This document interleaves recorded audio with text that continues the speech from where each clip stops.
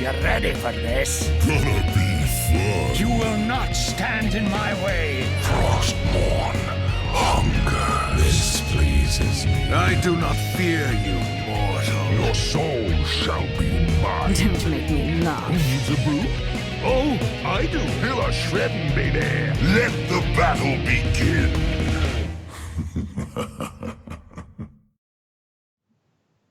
So hello and welcome to the 39th episode of the Nexus Trolls, a podcast all about Heroes of the Storm.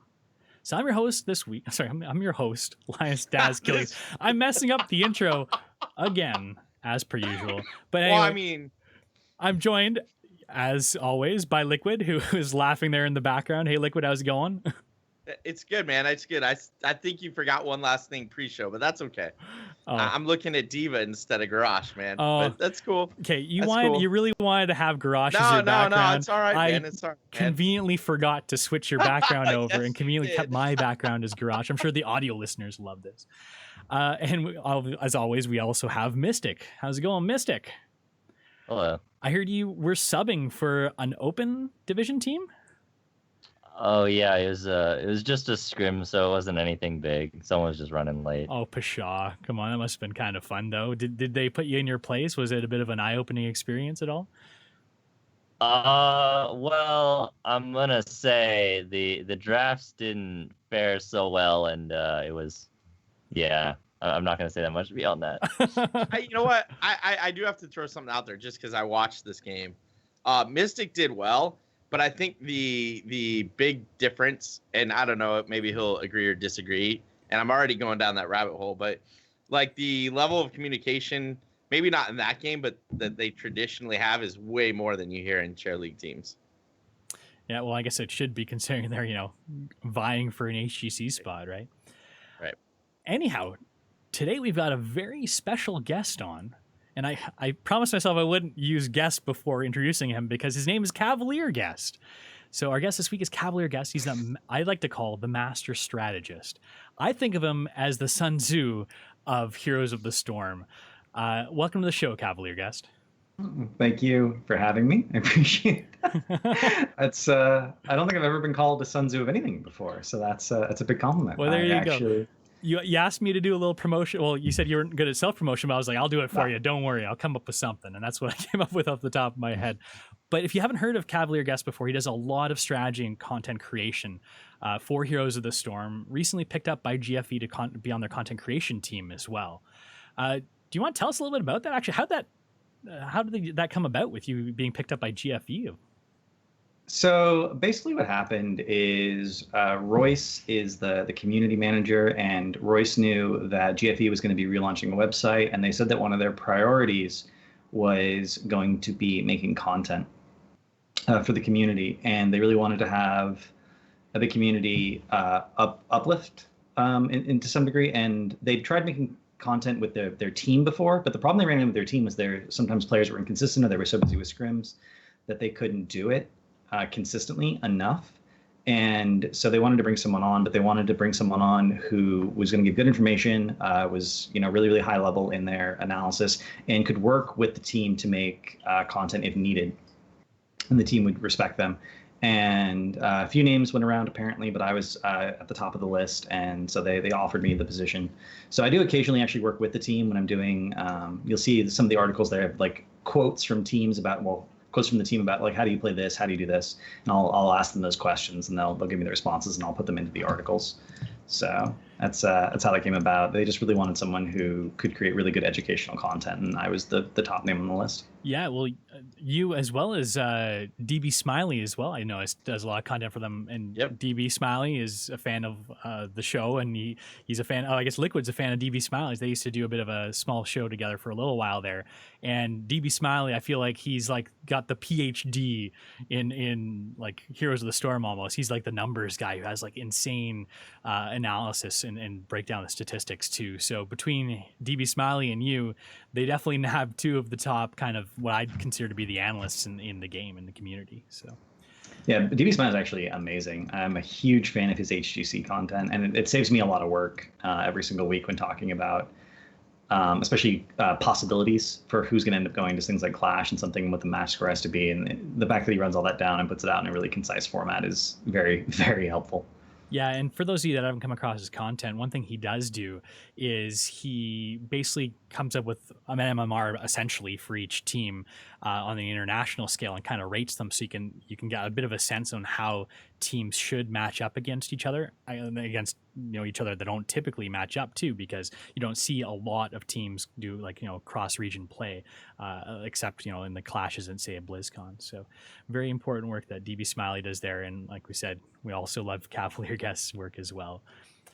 But before we get too far into the show, we do have to thank our patrons over at patreon.com/trollsgg. The show is always going to be free, but if you're looking for ways to support us, you can head over to patreon.com/trollsgg to do so. And LiQuid, Troll of the Week. Do you want to go over the Troll of the Week this week?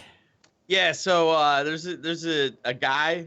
I'm going to go with assuming it's a guy. I probably shouldn't do that, but I think I'm safe here in assuming he's a guy that chats with us all the time. Like every, I think, Troll and HCC episode we've done, episode 8 is tonight. This guy's been in chat, always popping up comments, usually in the Nexus Trolls too, like towards the end of the Nexus Trolls before Troll and HCC starts. So I want to make him our Troll of the Week this week. It is Mr. Skills, who's not here yet, but I'm sure will be here later tonight. So, and I just looking in chat there too. Ogre has a great comment. Said, "Cav, if you were there a little bit earlier, maybe you could have saved Crowan's hair." Maybe I went over that series on my my stream, and a significant portion of the reason they lost that series was outdrafts, and that happens to be my biggest strength in my opinion, is drafting. So maybe I think there's a real possibility that if I had been, and I actually before that series happened, I think was my first interview for the coaching position for GFE, and GFE still hasn't decided on who the coach is going to be going forward with their team. So. Well, that's so. Oh, sorry, man. I'm taking this. I'm running with it, Daz. You gotta wait now. No, go ahead. So here's my problem. Here's my concern with that. So I'm like, I have enjoyed GFE. I'm still hurt over the fact like what went down with Fury, but whatever. I feel like them not having a coach is affecting all of their matches, and it's really gonna hurt going into the Clash. I agree with you. Well, I've told the org that, so there's nothing else that I can really do. Right? No, right. You can't do anything about it, but it's like it's so frustrating as a fan. Like you're looking at going, seriously, guys, just like please, do this. It's not like every other org is going this direction, and you guys are dragging your feet, and I just don't understand why. Especially when you're going in as the #1 seed. So it's just like, yeah. I don't know. As I mentioned off camera before there, Cavguest, LiQuiD loves his esports and he's very passionate about it. But we can talk about that a little bit when we get to the esports. Yeah. Oh, we will. Yeah, we will. Okay. And I don't want to derail the podcast. Oh, derailing is what we do. And if you're looking for backers for that position too, LiQuiD is he'll write a novel about why you should be the coach of GFE. Well, so the funny thing is that Kala, Tempo Storm's coach, stopped by my stream the other day and said that, in his opinion, as a coach, the only other person in NA who could be a competitive coach at his level was me. That's pretty good. That's huge, right? That's like pretty big endorsement. Yeah. So. Yeah. So why don't we jump into the news before we get too derailed here? Someday, this will make a great story. So last week, right before the show, we had a little teaser. It was a dark portal with some shadowy figure in the background. Mystic and LiQuiD both thought it was Garrosh. I disagreed. I thought it was Kil'jaeden, perchance Jiraxis, or something along those lines.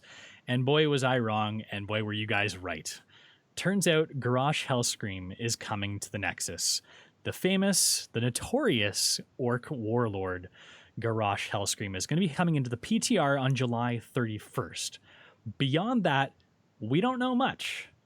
We're assuming he's a warrior. Do you think that's probably accurate, Mystic?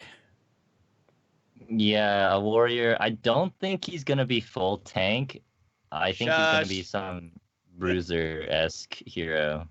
I think Blizzard's put a moratorium on releasing tanks. I don't think they do that anymore. Right? They've given up. Like, seriously. All right. I know I read somewhere that he is a warrior 100%, but he needs to be a tank. We need another tank. We need another, like a full-on tank. He's probably not it though. I think we might talk about I this can last hope. show. When was the last tank that was really? Was it Joanna even? If you don't count Varian, it was Johanna, which Right. was 2015. Yes. That And is nuts. I struggled to count Varian because even though he's multi-class and can be a tank, I struggle to count him as he's not tankable until like 10, really. I mean, he's okay, but he's not, I don't know. Maybe Dehaka even too, I guess, could be kind of wedged in there. We play solo tank Dehaka occasionally. So I mean, it can be done, but I count Dehaka as a tank. You in could do actual- it. It's better now because once enhanced agility is finished, his previous problem was that he had no mobility, therefore he had no gap closer, and he couldn't really start fights. Now he can actually start fights as long as he can walk through a bush first. right. which I is mean, actually, exactly hard. well, not it depends on the map. We saw a composition where Dehaka was the main tank from Roll20 this past weekend. Yep. And they literally didn't pick any fights or didn't go for any objectives until after enhanced agility was finished, and then they took fights. So it's kind of like the variant problem. You have to wait until something's finished or you get to a certain point, Right. and you can do it. So for me, a true tank needs to be viable from 1 on, right? And Then Diablo Johanna was the last one. right, exactly. And that's where I'm stuck, right? So yes, you can say these others can fill the role after a certain point, but if you can't start tanking from level 1 on, like, no, you're not a tank. Here's a can build- question. You can build Sonya to solo tank if you build her right. Like, that doesn't mean you should, but you can.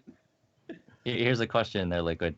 So let's just say Blizzard does release more like actual tanks. Would you Yep. rather them release more heroes that are actual tanks, or would you rather have them rework some of the heroes to be actual tanks? he's thinking. I would rather have more. I think I would rather have more heroes that are actual tanks. You know what? So the listener question we got last week about ETC.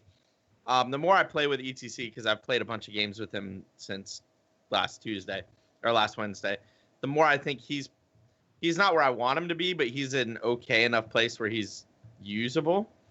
Muradin got a buff today in the patch, and he's like more tanky now, which is nice. I mean, it's Muradin. Like, did he really need to be more tanky? But he's more tanky.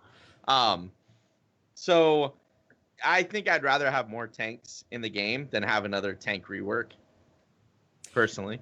So Cavalier Guest, what do you think about Garrosh? Like, how do you think Garrosh is going to come out? Do you have any sort of speculation about what you think? I he's gonna don't. I mean, based on his lore, I would expect him to be a high damage hero, and generally speaking, all the high damage warriors have been bruisers. They said they had to introduce a new mechanic when they were designing him, so there's some new thing coming out. There's been a lot of things thrown around from the lore, but I don't know. It's one of those things you could speculate endlessly, but we're gonna find out in a few days. And I'm a patient man.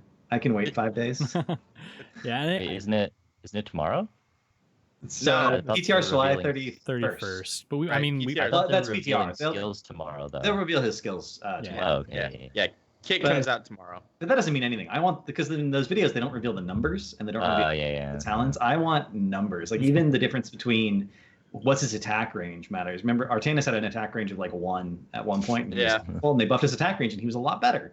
Like Yeah. a lot of the numbers they don't show matter a ton.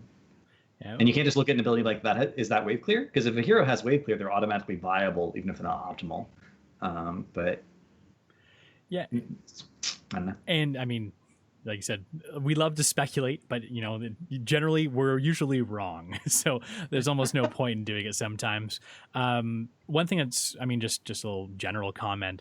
I think if we stick to the lore, almost all characters, it's tough to come up with one that would be like a true tank with doing no damage. Like even like if you looked at the lore of say like Diablo, to come up and be like, hey, well he's more of like a tanky tank, not like a high damage bruiser. I mean, I guess obviously that's arguable and such too, but you'd think, okay, if Diablo was just coming into the game, be like, oh, he's got to be like some sort of bruiser role, but they put him in as a tank, even like a Muradin or something else too. It's always hard to think, that there's a character here, a lot of high health, but not a lot of damage, and who knows if Garrosh is going to fill that role or if he's going to fill the bruiser role.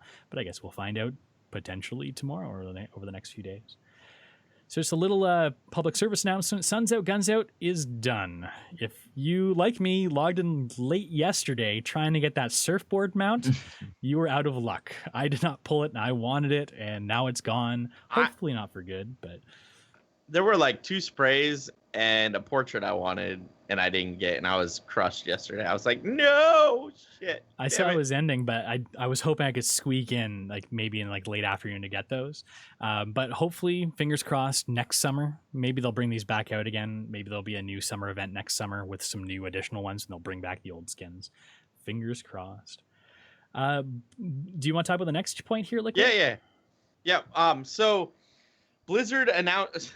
So an interesting thing happened yesterday. Gosu posted something that was immediately taken down because they posted it early, but that didn't matter because it's the internet.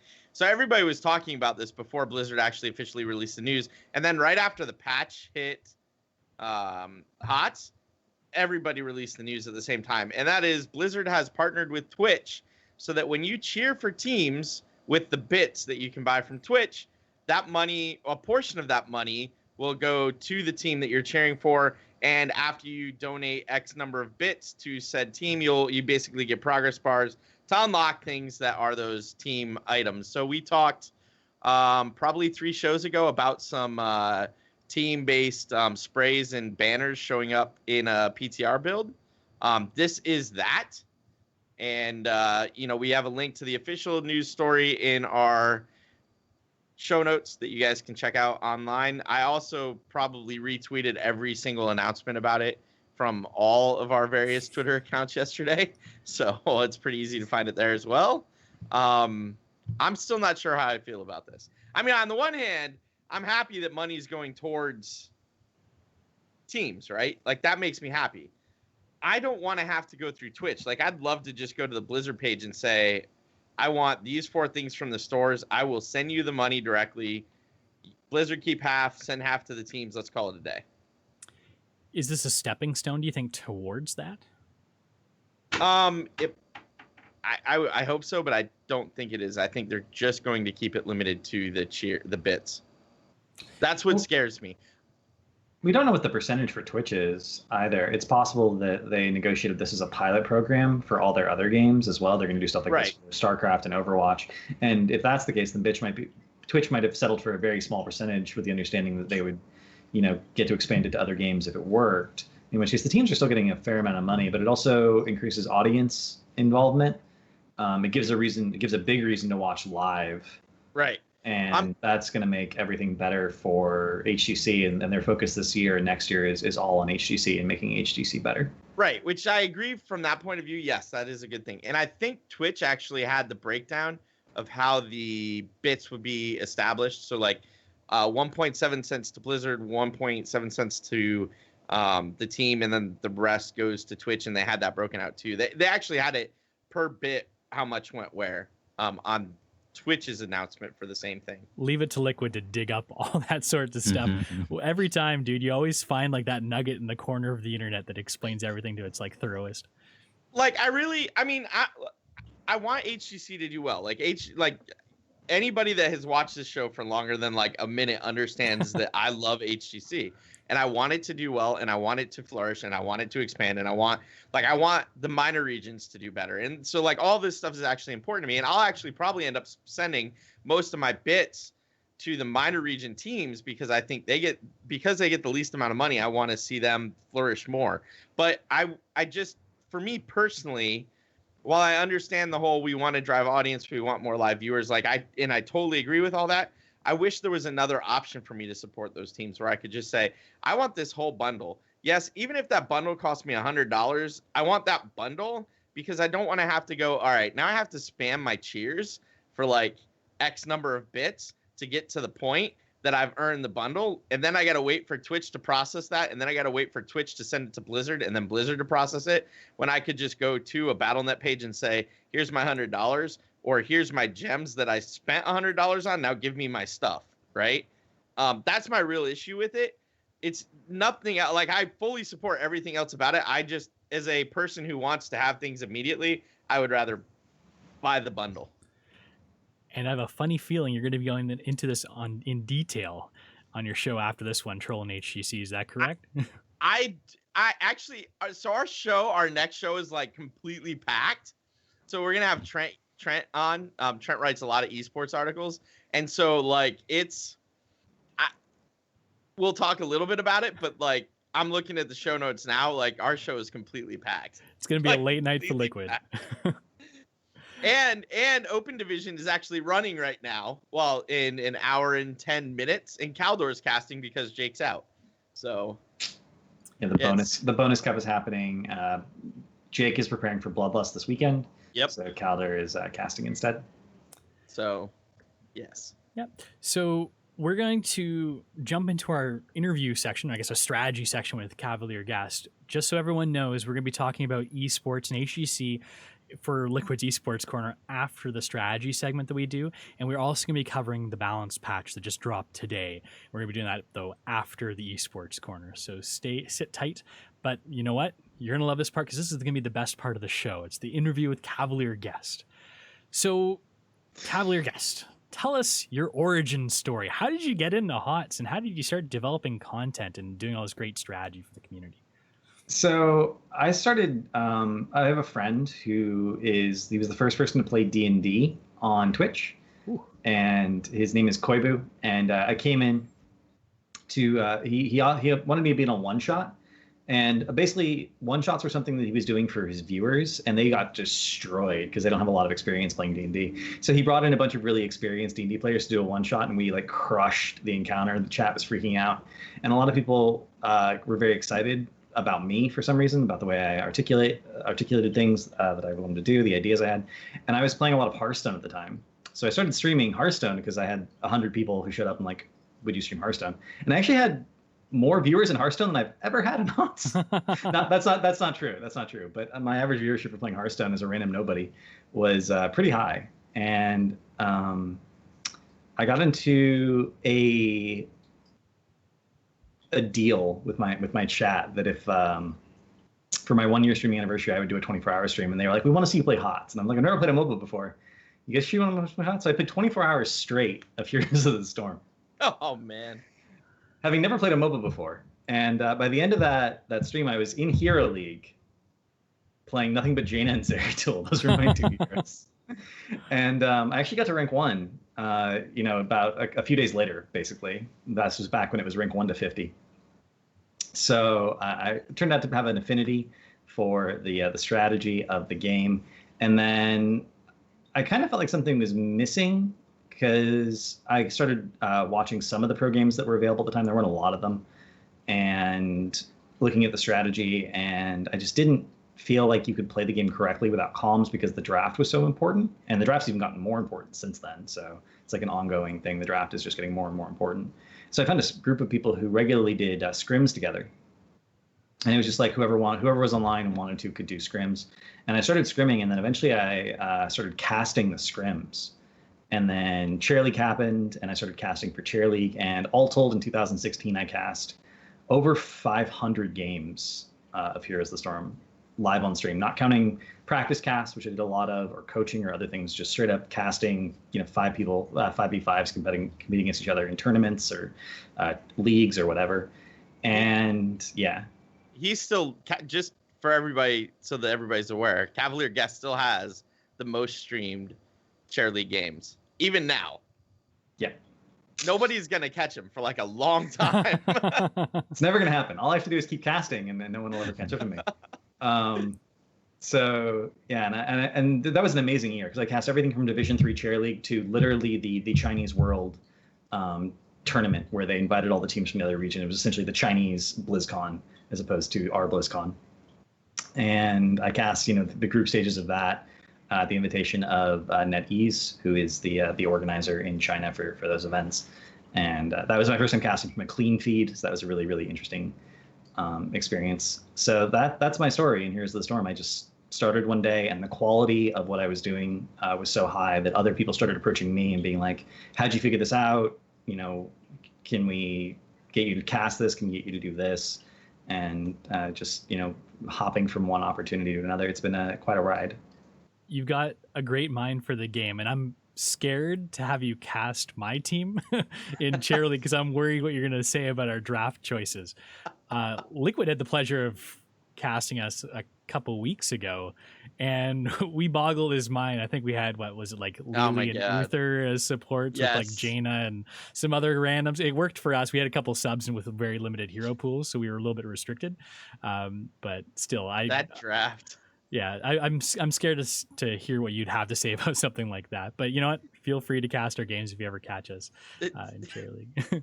That draft broke my mind when they did it. I'm gonna be honest. Like I was just like, what? Yes, well, we often strive to break LiQuiuD's mind. That's one of our main goals. But I'm sure people probably want to hear about Cavalier Guest strategy segment more so than our random drafts. Don't really work very well for the audio listeners here. But first off, one thing I want to say, Cavalier Guest, is thank you for breaking Hanamura. Because you're welcome. I remember when Hanamura came out, and it took a while for people to figure it out until your very famous video came out with, I think it was something like you pitched like a 90% win rate on Hanamura with a 5-man pushing in 1-lane strategy. A very specific strategy that was definitely outside of the box. I think that I've never seen a strategy that's so unique for a map as that one that you developed, and it had some very unique reasons that it worked. Of course, they've changed Hanamura since. So do you have any sort of insights in there? And actually, this kind of goes along with one of our user questions. We went out to Reddit and asked them if they had any ideas of what they wanted to ask Cavalier Guest. And Mona Potier actually wrote specifically about this question, which is one question I really wanted to ask you, but we want to give some props to Mona as well. She says, hey, Cavalier Guest, so now that we've had some changes to Hanamura recently, does your famous 5-man push strat still work, or is there a different way we should be playing the map? So what do you think about that? You want to give us a little bit of a background about your 5-man push strat to begin with? Yeah, so I actually developed that strategy on the PTR on my second or third game of playing Hanamura. When it was on PTR, I was like, man, these camps give a lot of experience. And I knew Bribe was going to be really valuable. So I started out doing a 4-1 with a Bribe hero in the 4-man and a hero who could solo camps as a solo lane and had wave clear. So they would go clear the small camps in between waves, which is something like Sonya and Illidan can do really, really effectively. And then I would bribe the heal camp. And as soon as I had the heal item, I would do a hard push into the fort, because the healing from the item was so valuable that you essentially traded the healing item for all the fort damage you were taking. And then it was a standard 4v4. But if you drafted to win an early game 4v4, you would still be in a really, really good position. And I was like, and I got to the point where the experience from the camps was so high that I asked myself the question, what if we just push the lane as 5 people? And the way the experience math works out on 2-lane maps, if you are missing soak in the early game but getting buildings, you're tying in overall experience income, unless the offlaner for the other team is killing your buildings at a really good clip. There's only a few heroes that can do that. There's only like 5 or 6 heroes in the game that can siege that fast to match that speed, so you're tying. And there's only a few heroes that can defend 4v5 really, really effectively. Chromie is the top one, and then like Zag, Gazlo, and Asmo are some of the best split pushers for the offlane. And if the enemy team doesn't have those heroes and doesn't respond correctly and do exactly that, at a minimum you're even, right? Because you just traded a fort for a fort, but since you did it faster, your experience is better. But then you also have Bribe and people who do camps really effectively, so you shouldn't end up ahead in experience no matter what. And when you can create a situation like that where you're even or you're ahead and you're never behind as long as you executed correctly, well, then that's a really good strategy. The way I think about maps in general is I always think about XP income and building damage. I don't think about team fighting. I think about XP income and building damage. And if you get to the point where you're thinking about team fighting, then you got to ask yourself, well, how am I going to turn the team fight into XP and building damage, right? It's just you're adding another layer to the problem. Because the objective of the game is to kill core, and so any strategy should have a really concrete answer of how am I going to kill core. And push comps have a really clear answer. They're going to push to core and end the game, right? It's pretty straightforward. So Yeah, I guess it goes against a lot of people's just innate nature. Everyone wants to get the kills and feels like kills are so important too, right? And how often do you see, and I'm sure you've seen it amongst many of your cheer league casts, someone wiping the other team in the team fight, then they do something like go do camps, don't really take advantage of the fact that they just wipe the other team. I know you're cringing at the thought, and you probably cringe on stream too. But a lot of people don't take advantage of those situations. And just like you said, I guess that's not really the point of how you get forward to win the game. You need to do that building damage. You need to push towards the core. And it's a problem in the professional level. I mean, last season in NAHUC, we had Team Freedom roll over everyone with Nazebo. They were just like, they picked Nazebo and they won the game because they got to 20 every single time. Even if they were 20 to 18, teams didn't pressure them. Teams didn't do anything. They let them get to 20 and they lost. The first team that beat them was Roll20, and Roll20 was just like never let up. They were pressuring them from level 1. They pressured them all the way through. In a couple of those games, Team Freedom didn't even get to 20 with Nazebo. The game ended before that. And having that ability to take advantage of your lead and expand your lead into a bigger lead, like when you're ahead, get more ahead, is something Artosis used to like to say when he was casting StarCraft. And it applies to Heroes of the Storm. If you're ahead, you should be leveraging your lead to get more ahead. You shouldn't be passively waiting for the enemy team to catch up. And it's a real problem in every level of play, including professional play. Good to know it's not only a problem at my level. So just building on the Hanamura question here, how can people adapt to Hanamura as it is now? Because now that there's been some changes to it, it does act a little differently. So it's 1,200 XP per cart turn-in. And if 3 people have scored a cart, I think it's 50 seconds for 1 person, it's 40 seconds for 2, and it's 30 seconds for 3. Waves spawn every 3 seconds. So optimally, you could actually turn in a cart in between a wave if you were uncontested. And I think that the easiest strategy now is either something like Vikings, because Vikings actually do have a number of good solo lane matchups, and they have bribes. That's a twofer, and you can have a roaming 4-man whose job is just to disrupt the enemy team turning in carts while the Vikings are getting really responsible at soak. The problem with that is the lanes are really long. Or you have 2 independent solo laners who have good escapes and mobility, like Illidan, and they're just always in lane. And you have a 3-man that does the same thing, roam around the map, get camps, and push carts or interrupt the enemy team pushing carts. And there's a lot of heroes that work well with both of those strategies. So again, optimizing XP income, you want to deny the enemy team turning in carts, so good skirmishers, high sustain, and you want to escort your own carts. And in order to do that, in order to deny soak, the enemy team trying to interfere with you, you need a certain amount of wave clear. So it's a little bit more interesting dynamic now. Unfortunately, the change to Hanamura has been pretty bad because they removed the sapper minions that give you shots when you've killed the fort and the keep in a lane. And now people are just farming for experience if they're winning, because the game won't auto end. The only other map this has ever been possible on was towers, and it was much harder to do it on towers. So Blizzard needs to go back and look at Hanamura again, and either re-implement the sappers. And the sappers were actually really cool because there can only ever be 1 sapper in a lane. So if you killed a sapper, like as it spawned, the next wave would have a sapper. But if you didn't kill a sapper and waited all the way till it got to the end and then killed it, like right as the wave spawned, it would be the next wave after that would have another sapper. So you could actually manipulate, even if you were behind, you could manipulate your kill timing on the sappers to deny them for almost 2 minutes, basically, because of the travel time. And that was a really interesting dynamic that people could deal with. People didn't know the mechanic though, so they never saw it. And that's the blessing and the curse of Heroes of the Storm, right? Is that every map is different, has different strategies, different mechanics. Different heroes are good on those maps, and different strategies are viable on different maps. So asking one player to keep up with all of that, I have a hard time keeping up with everything that could potentially be good on every single map, and it's like almost a full-time thing for me. I don't know how a casual player could ever do it, and it's kind of the problem with quick match as well, because you never know what map you're going to get in advance, so people aren't encouraged to learn map-specific strategies that way. It's just sort of a fundamental flaw in the average level of play for the game. Yeah, for sure. And just the amount of time it takes to play an individual game. If you wanted to go through a map rotation, every map once in the course of a week, you're playing, at least a game a day, which a lot of people don't have time for. And that's just to kind of like keep up with everything too. There's so much that it goes on that you've got to try and master each map is a lot to ask for. Do you think for Hanamura, just it's as simple as adding those sappers back in? I mean, along with the other changes they made to like XPs on the turn-ins, would that just fix that problem of the XP farmers delaying the game indefinitely? It would prevent the griefing 100%.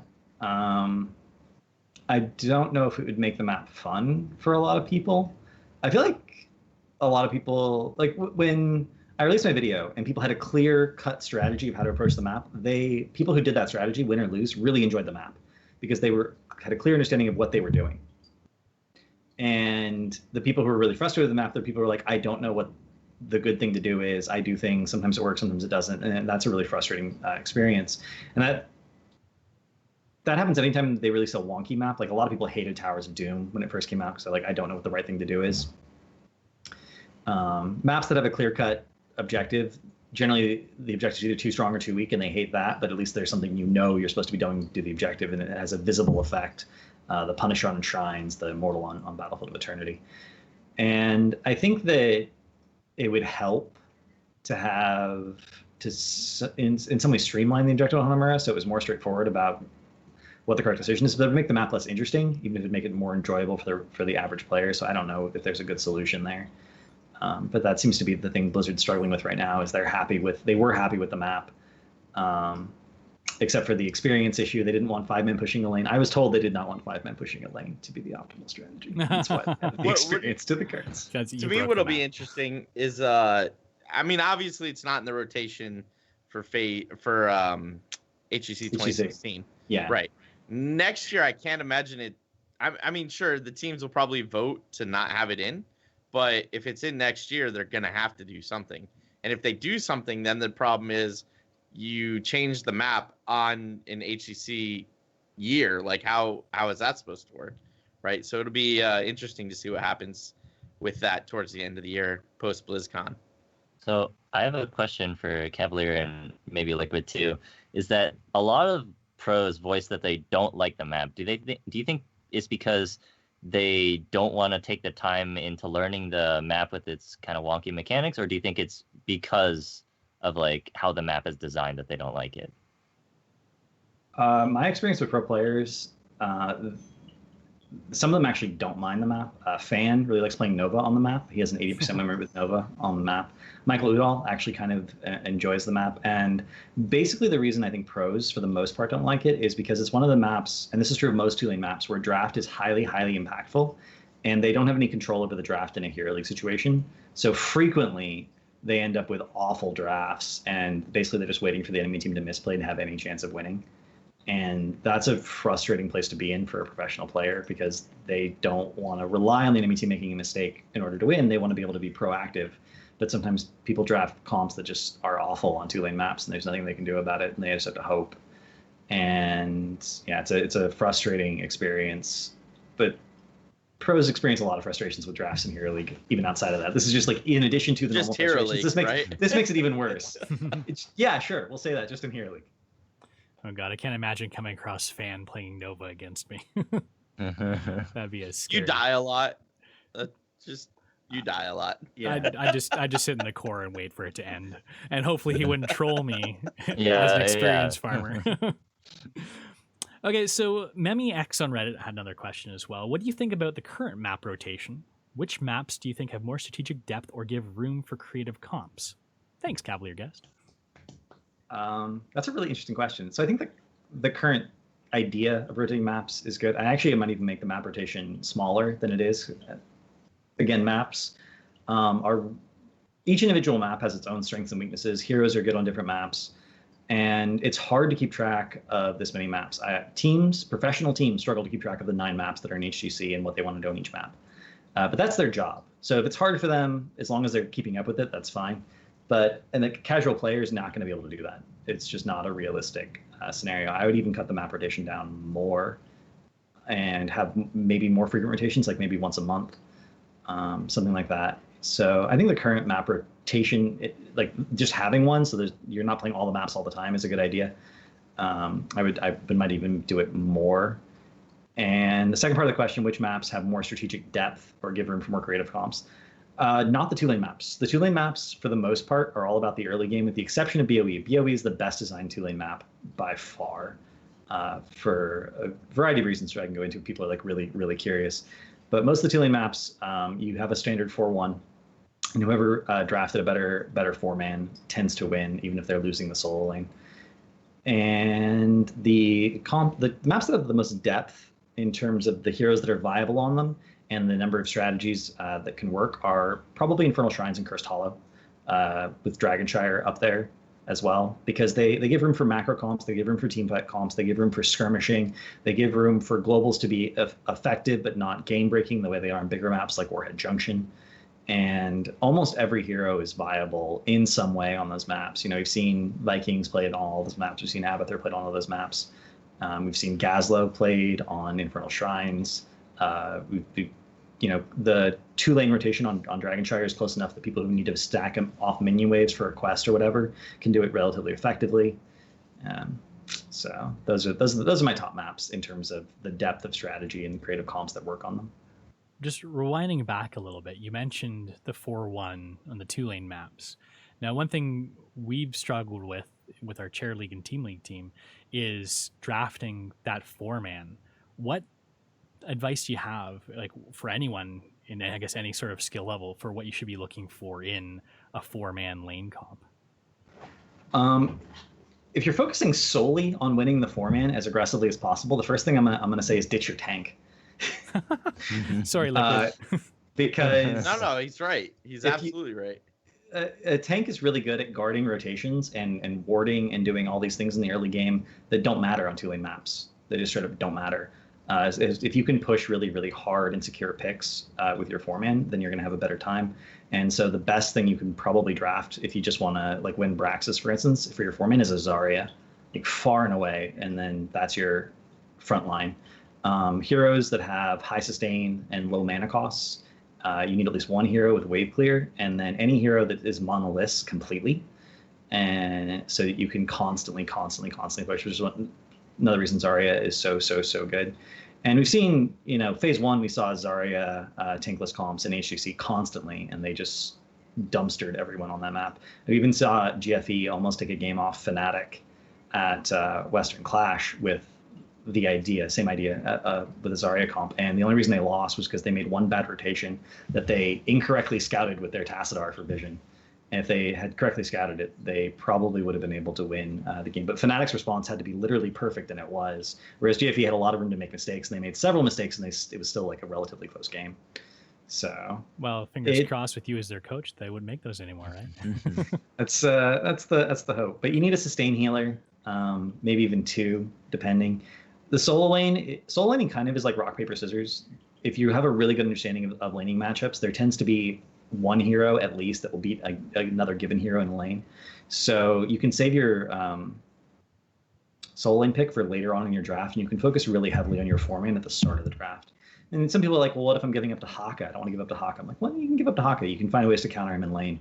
And you want to have a clear idea of what your strategy is, because like sometimes you have stun comps and you're just trying to constantly kill people. Like, we saw Fnatic do that with what is it, ETC, Tyrande, Jaina, and I don't remember who their actual support was. It might have been Malf at BlizzCon, but they weren't focusing on pushing. They were just focused on every time you step out of your towers, we're going to kill you, and they could kill it. They literally were killing people on a 15-second cooldown because that's what Blizzard's cooldown is. Just like over, or you can draft Zarya and just push and have that infinite sustain. It's just a matter of what your team excels at, and you're sometimes restricted by hero pools. But drafting a strong 4-man is really about having a clear idea of what strategy you're going for in your 4-man, whether that's getting picks or pushing or out sustaining, which is not usually the easiest thing to do because double support is really common right now. I see my cheer league shot caller in chat here. Hope he's taking notes on some of these strategies you're telling us. Before we move on to the next question, just a couple of kind of, I guess, follow-ups to this one. But first off, we're talking about map strategy. What's your favorite map, Cavalier? My favorite map is Infernal Shrines. Far and away, my favorite map is Infernal Shrines. Yes! I love that one, too. Why is that? I think it has an objective that scales really well over time. So the first couple Punishers are meh. You can afford to skip them if you want to go for pressure. You can get a lot of value out of them if you draft something like a Sylvanas. You have a lot of heroes that are specifically good on Infernal Shrines, like Sonya and Kerrigan. And pre-Illidan coming back into the meta, Illidan was considered viable as a Kerrigan counter on Infernal Shrines specifically. So sometimes you would see Kerrigan picked up early in the draft, and then immediately you have the response Illidan. And because there's heroes that are specifically viable on Infernal Shrines that are not necessarily viable in the rest of the meta, according to at least in most people's minds, their counters suddenly become viable, and it gives Infernal Shrines in many ways the most depth of draft of any map. And since I love drafting, I couldn't really pick anything else. What is your favorite map to cast? Dragonshire. Okay. Because it's so skirmish oriented that keeping up with what the teams are trying to do is really hard, and trying to maintain a cohesive narrative across sometimes 3 different fights that are happening on different parts of the map is really challenging. So that's fun. Cool. I just again a little follow up for this too. So I've been looking at hot slogs, and a lot of people have seen some strange heroes creeping up to the top of the win rates. Zool, maybe not surprisingly with his rework, Butcher's up there, Gazo's pretty high, and Cho'Gall in Team League has an abnormally high win rate. Do you have any explanation at all for some of these oddities? Because, for instance, like the Butcher hasn't been touched in a while, too. Like, why is he doing so well all of a sudden? I have a lot of explanations for these oddities. So if you go to Hot Slogs and you go for like the last 10 weeks, look at the full thing, and go to here, like, and look at just bronze, the trend is that heroes who can split push effectively, Asmodan, Gazlo, the heroes that can literally just eventually walk up to core and kill it by themselves, have a really high win rate. And their win rate goes down as you go up in leagues. And the win rate of heroes who punish split pushers, can like straight up 1v1 them and prevent them from getting away and just kill them, start to go up. So Butcher is really good at just punishing people who are overextended. If you get ambushed by a Butcher and you're not literally a tank, you should probably just die. There's no way you're getting away from him if he's at all mechanically competent. Doesn't have to be. And of course, most low leagues people will stand next to a Butcher who has brand on them and try and 1v1 them. That doesn't work. Not very well. And it's because macro is so important in Heroes of the Storm, because if you're split pushing, you're in lane and you're soaking, right? You're actually getting the experience. You're killing the buildings. That's the most important thing to do in Heroes of the Storm, and any strategy that's going to win needs to have a way of doing that. And so as you go up in leagues, the heroes that punish split pushers get higher because that's all they do. If you go watch, I can't remember his name. There's a Kerrigan One Trick who was like a silver player, and he wasn't like great. He started a new account, and he decided that all he was going to do was pick Kerrigan and focus on picking off solo laners and people who are split pushing. And he got to like bronze, he got to like platinum or diamond or something. He's a silver player. He knows he's a silver player, and it's all he did. And so it's interesting that in Hero League, when you're not on comms, people aren't looking at the mini map. People might not be aware of exactly what's going on. And this works. Grubby had a game the other day when he was streaming where in Asmodan, he was in the middle of a fight and he's like, "Why is this fight so hard? It was 4v5." He looked at the mini map, and then he looked at the enemy team's core and it was dead because Asmodan killed it while the fight was going on. And he was like, darn. And so your timing has to get better when you're doing these split pushes at higher levels. You have to be more aware of like when everyone's really distracted and you can sneak it. But split pushing is really effective. Heroes that punish split pushers go up in win rate as split pushing becomes less and less effective because people look at their mini map. What about this Cho'Gall phenomenon? So there's Cho'Gall was played in Korea a couple weeks ago, and there was a post game interview or post match interview with Rich, who played Cho for MVP Black, and people asked him, was this a one-off? Like, what was going on? In the previous game, this was the only game they lost in the series. They lost against Cho'Gall. And people asked him, and they actually said they were planning on going Cho'Gall in that game, and they were really unhappy that it got stolen away. And so they went Cho'Gall earlier on in the draft in the next game. And basically what he said was, from scrim results, the game basically right now in his mind comes down to who drafts Cho'Gall. Because that team's going to win. A big part of that is Ariel being so strong. Ariel is basically unbeatable with the right battery in most situations. And Cho'Gall is by far the best battery for Ariel because you get hope from both Gall and Cho, which is absolutely crazy. Cho'Gall used to be really, really strong in the very, very late game, but his early game is so bad that if you have two heroes that are bad in the early game, it's relatively easy to punish you. His rework has made him highly mobile, which makes him harder to kill. And it's significantly buffed his early game, so his power curve is much, much smoother. Which means that he still has this really strong late game, but now he doesn't have a weak early game. So I've been telling these guys for a while, Cho'Gall is good, and everybody's like, no, Cho'Gall sucks. Don't take him. It takes rich to make people recognize that Cho'Gall is good. Yeah, I did not have Cho'Gall I'm a portrait whore. I collect all the portraits. I did not have Cho'Gall to level 10. So I actually, after Cho'Gall's rework, I was like, okay, people are probably willing to play him now. I'm going to go play Cho'Gall until I get them both in level 10 so I can have the double trouble portrait. And I was playing reworked Cho'Gall, and I was like, this is ridiculous. I think I have a 90%, 95% win rate with Ariel Cho'Gall. Yeah. It's actually insane. And then, sometimes I was on comms with these people and they weren't used to playing Gall, and I'd like coach them through it. And it's actually just insane how much most people leave on the table. For instance, Cho and Gall, if you look at the average player, they'll have even damage. They'll have roughly the same amount of damage done. A good Gall player will double Cho's damage. So if you're playing Cho Gall, you can go look at the Cho and Gall's damage and figure out exactly how relatively good they are at the hero. And when you're talking about a Gall doing double the damage, and they're both doing like 70,000 minimum in over the course of a normal game, that's a lot of damage. That's assassin level damage from two different heroes, but Gall should double that.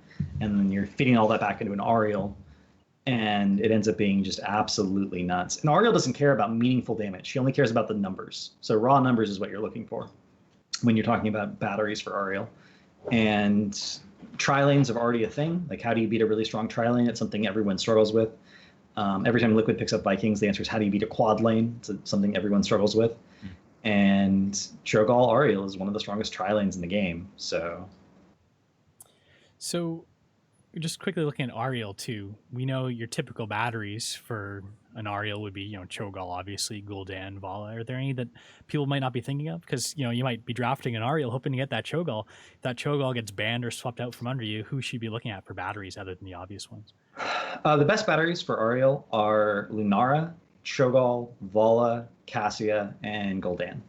So those five. There's some questionable ones outside of those, but I would not necessarily pick them. Like, Nazeebo post 16 with Spider Colony can actually put out enough sustained damage to be a reasonable battery, but then you have to wait till 16, and he has to be hitting his spiders like really consistently. So that's questionable in my mind because you can't guarantee that. Whereas for most of the other heroes, you can like guarantee the damage. So Radic in chat just said, Cavalier Guest, you've said serious HGC teams need a TLV and Medivh player. Do they also need a Cho'Gall player? I would say they need two, since they need a Cho and a Gall player. A Cho and a Gall player. Yeah. Yeah, and honestly, like it's one of those things where it's so difficult to draft around these heroes in many cases that if you have them, you force the enemy team to draft differently based on the fact that you could pull that out, right? Any team going against LiQuiD knows they could pull out Vikings on any map because Vikings actually has some favorable solo lane matchups. So even on 2-lane maps, you can pull out Vikings if you have a really, really good Vikings player. And I think that it's true. Serious professional teams need to look at their hero pools constantly and be like, well, we need someone who can play this so we could run this comp if we wanted to. And then we need to practice it a little bit in scrims, at least, 10 or 12 hours worth of scrims so that they have an idea of how to play the hero together. And that's the problem with like a Medivh, right? You can have a good Medivh player, but it actually comes down to how the team plays with Medivh, not just how good the Medivh player is. And it's important for professional teams to seriously address that and to focus on practicing with just that idea of a comp and to have some breadth in what they do. Because currently, like, Roll20 never drafts double support. If you see Roll20 draft a support, they're done. They're not going to pick up another support. If you have trends in your drafting like that, they can be punished. Yeah. Final Cho'Gall question. If the other team drafts Cho'Gall, likely later on in the draft, because there are a lot of obvious counters to him, and you only have one last pick to make a counter, what pick would be the ideal one? Because a lot of people, I've had this argument with people in my team league team. Like, is it the Anubarak? Is it the Tychus? Is it Leoric? Where would you go with it if you had one pick? So first of all, if I see Ariel picked up and don't see a battery picked up in the 2-3 slots, I ban Cho. Absolutely. 100% of the time. Like, if they have an Ariel and they don't have a battery yet, I'm just like, they're going to play the Cho'Gall. We're going to ban a Cho. It's simple. The best counter by far is Cocoon on Anubarak because it forces a 5v3, and you just need to be willing to commit really hard to the fight as soon as Cocoon goes down. You can play Leoric into it, and he'll do reasonable, but you need a really good Leoric player. Like, you need a really good Leoric player. The benefit of the problem with current Cho'Gall is he's so incredibly mobile that if you have most percent-based damage is not instant. It's not like you just, except for Chris Bull, it's not like you just do it and they took the damage. You need to be able to lock him down and then put the percent-based damage on him. So the Auric is a twofer because he has percent-based damage and Entomb, which helps a lot. And then, yeah, outside of Cocoon and Leoric, I would say that you have to just straight up play better to counter a Cho'Gall. And that's one of the beautiful things about him is that worse players can beat better players because of how mobile and strong that trifecta is. Leoric 100%, man. Our chair league shot callers, like I told you so, Daz, because he always is like, oh, like I get the Anubrak, and I've always been like, well, maybe one of the percent-based damage dealers is better, but now I know. So, you know, typically you already have your tank, so Anubrak's probably off the table at that point when you're looking at the last pick. So Leoric gives you a better, in my opinion, Leoric gives you better flexibility there because he's going to do more damage than Anubrak is. If Anubrak even has, like, let's be honest, Anubrak doesn't survive the draft until the 10th pick, or technically the 14th pick at that point, right? Like, that's true. Anubrak's not getting there, so. And you will see teams who are really smart pick, if they're like, if Ariel's left open, they'll pick an Ariel and Nubrak as their 1-2, and then they'll pick Cho'Gall as their 3-4. And you're just like, oh, oops. Right. It's awkward. The one thing you can do that's not talking about specific heroes is you can change your strategy. If anyone drafts Cho'Gall against you on a bigger map, you can go for macro comps and just abuse the fact that they're lacking a body and just push. And if you get far enough ahead in experience, they're going to have a really bad time because Cho'Gall really depends on his scaling. And in many cases, they can't deal with all 3 lanes being pushed by 5 different heroes when they only have 4 bodies. So that's a different approach. Ignore the Cho'Gall completely and just kill their base. Doesn't Malthael counter Cho'Gall pretty well? No, because you can't keep up with him. The damage over time that Malthael does seems like it'd be really good against Cho'Gall, but he's so incredibly mobile that he can actually get out of your teleport range. So he can disengage from you. What? He's just chilling. But Malthael with Fear the Reaper, he comes in, right? And then he smacks Cho'Gall once. He starts charging up his fist, and then he like uses it. So just when he does that, use the Wraith thing, and then they have to get out of your range within the next 4 seconds or else it's up again, right? I watched 2 other open division teams scrim. It doesn't work. No. I mean, I get the theory should work. It doesn't work, man. It doesn't work. I can confidently tell you that it does not work. And we've seen Malthael played into Cho'Gall in HGC and it didn't work. Right. Like, Malthael works better into 2 or 3 frontliner type thing than it does against a Cho'Gall. Theoretically, it sounds like he's the perfect counter to Cho'Gall, but it doesn't work. I wish we had this show a week ago because we were planning going Cho'Gall in a team league game, and we specifically didn't because they got Malthael first pick, and we're like, oh, that's that story, cut short. So we ended up playing a different comp because of it. But maybe we should have gone Cho'Gall after all. We do have time, I think, for maybe one more question here.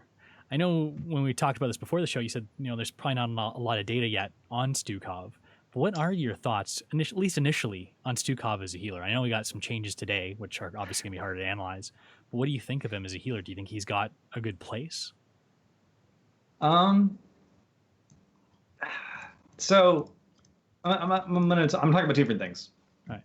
We'll talk about your average hero league game. Your average hero league game, a sustain healer is nuts because people don't focus fire. And Stukov has some of the best sustain of any hero in the game, in addition to having a really strong CC option and reasonable wave clear. I'm not going to say it's good, but his arm is reasonable wave clear. So in Hero League, he's probably pretty busted as long as your team's just sticking together. And, different leagues, people tend to clump anyway. And this is a situation where clumping is actually beneficial because of the spread. So in Hero League, I think he's really, really, really strong. But then in competitive, he's lacking a cleanse and he has no mobility, so it's a little bit dangerous for him to step up too far. There's actually, I always like bringing this up, but someone did an analysis way back in the day of Rhaegar damage levels, and it turned out that the lower Rhaegar's personal damage was, the higher his win rate was. So whenever you have an immobile or even semi-mobile frontline healer, people who focus on damage instead of healing tend to lose, whereas people who focus on healing tend to win. So I think his win rate is actually deflated a little bit right now by people who are in love with the fact that it does so much damage. I think his win rate would actually be higher if people are playing him as a support. And then in competitive, you have this problem of no cleanse and no mobility, which makes you really easy to dive on. And currently, dive comps are, part of the trend that a lot of teams love to play. But that said, he really works really well in double support, and dive comps don't tend to do well against double support. And you can pick up the cleanse from different support. You can pick up that save mechanic from their support. And swipe and shove are actually both reasonably good save mechanics against dive comps. Like there's really one diver that's doing most of the work.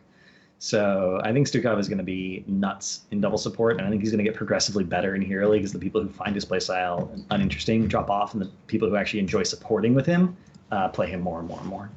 Pick Stukov and Lucio and just have a full health team the entire time. The full health team that's moving 20% faster. Yeah. There's the mobility problem solved. So where do you see the meta going before we move into LiQuiD's eSports corner here? The professional meta, or like the Hero League meta? You choose.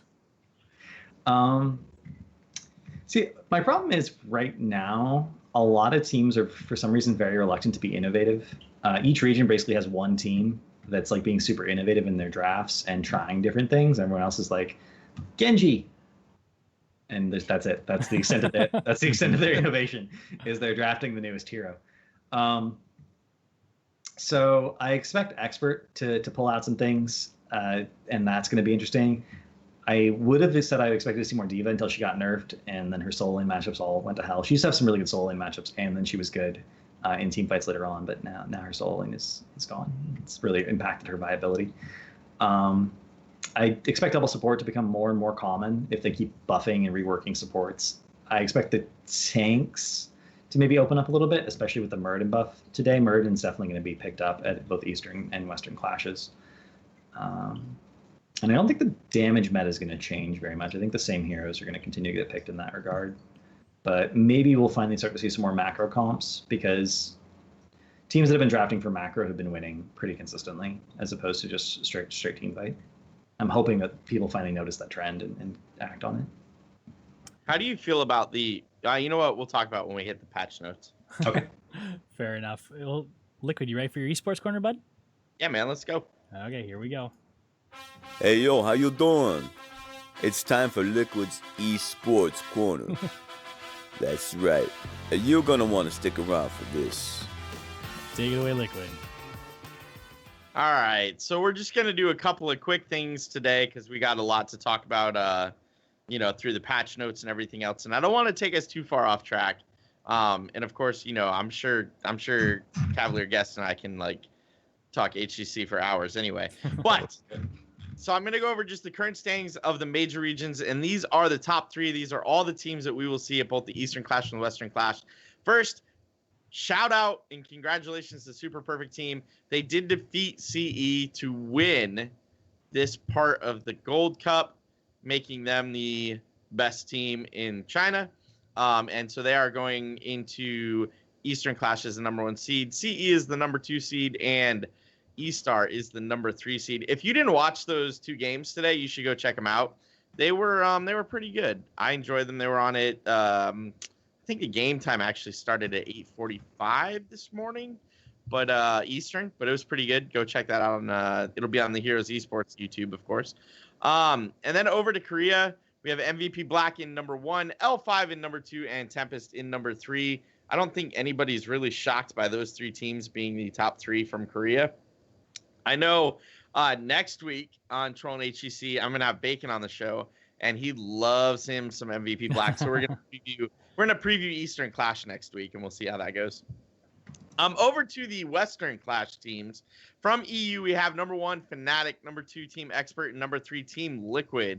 I'm looking forward to all three of those EU teams. I'm surprised LiQuiD was able to just squeak in, but EU's top 5 in EU is really competitive right now, in my opinion.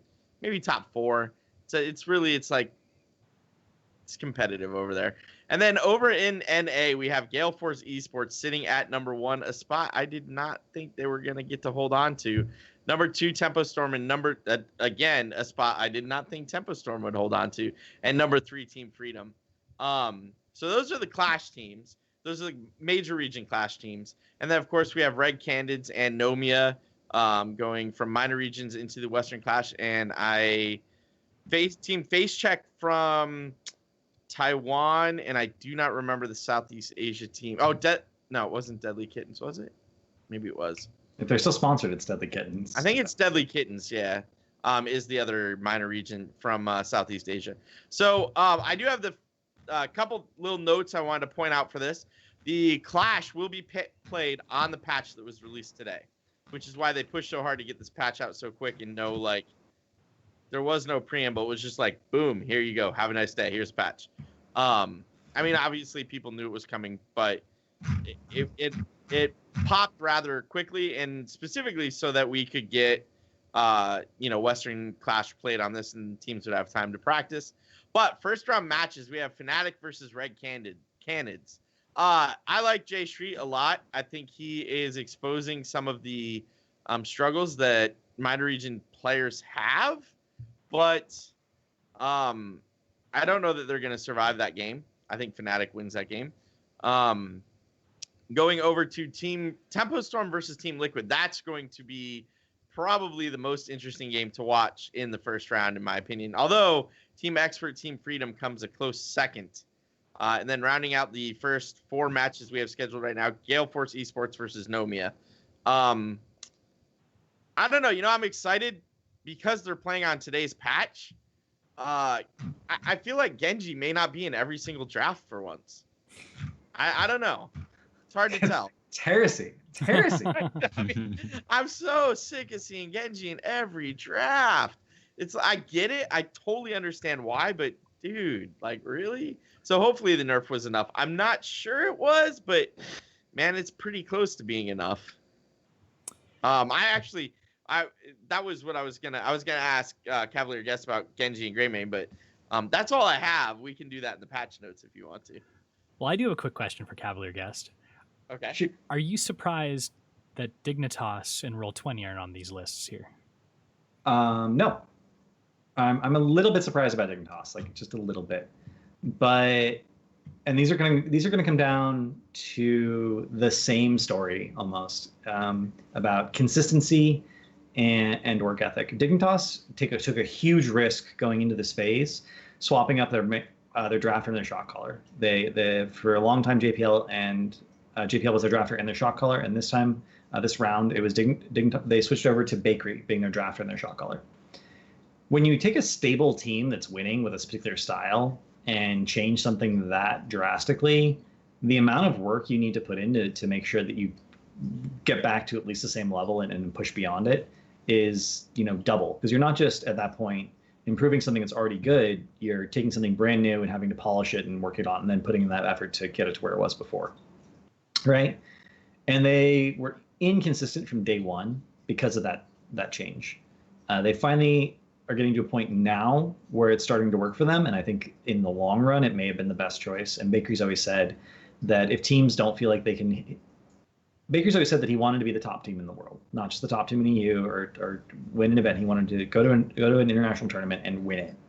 And so every time they look at themselves and be like, if we put enough work in 6 months, could we win BlizzCon? The answer is no. They're like, what do we have to change to make that happen? So they made a change that they think is going to help them win BlizzCon, knowing that it could impact their chances of going Western Clash, and they were okay with that. They didn't quite manage to make their new system work in time, but it is improving, and I do think that you're going to see them at BlizzCon no matter what.